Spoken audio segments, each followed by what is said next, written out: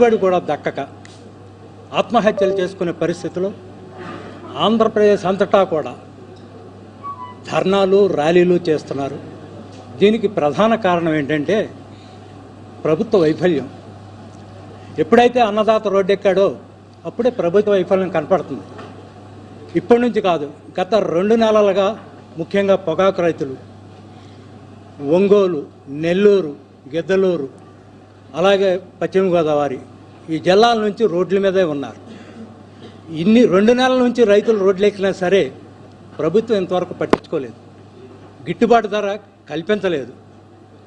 దీనికి కారణం ఏంటంటే ప్రభుత్వం ముద్దునిద్ర, రైతుల్ని పట్టించుకోకుండా కూటమి ప్రభుత్వం ఎంతసేపు అమరావతి అంటూ లక్షల కోట్లు అమరావతిలోని పెట్టుబడి పెట్టడం. చాలా దారుణమైన విషయం ఏంటంటే చివరికి జగన్మోహన్ రెడ్డి గారు కల్పించుకునేంత వరకు కూడా ఈ పొగాకు రైతులకి న్యాయం చేయటానికి ప్రభుత్వం ముందుకు రాల. చివరికి అన్న జగన్మోహన్ రెడ్డి గారు పొగాకు రైతుల తరపున నేను వస్తాను, దేవరపల్లి వస్తాను అని అన్నప్పుడు మాత్రం వాళ్ళు హడావుడిగా మంత్రాలు చేసి కేజీకి 20 రూపాయలు పెంచారు. ఈ 20 రూపాయలు పెంచడం వలన రైతుకి ఒరిగేది ఏమీ లేదు. ఎందుకంటే పోయిన సంవత్సరం 460 రూపాయలు కేజీ, ఈ సంవత్సరం 175కి 150కి పడిపోయింది. మరి కనీసం గిట్టుబాటు ధర కావాలంటే కనీసం 300 కేజీకి ఉండాలి.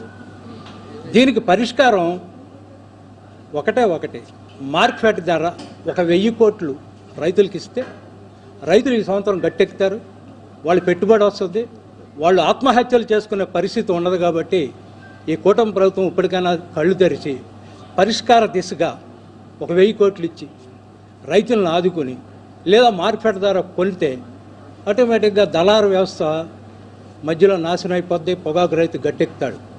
అది మానేసి ఒక 20 రూపాయలు పెంచాం అంటాం, హడావుడిగా పైగా దానికి తోడు బురద దాల్టం. ఇదంతా గత ప్రభుత్వం వైఫల్యం అని బురద దాల్టం.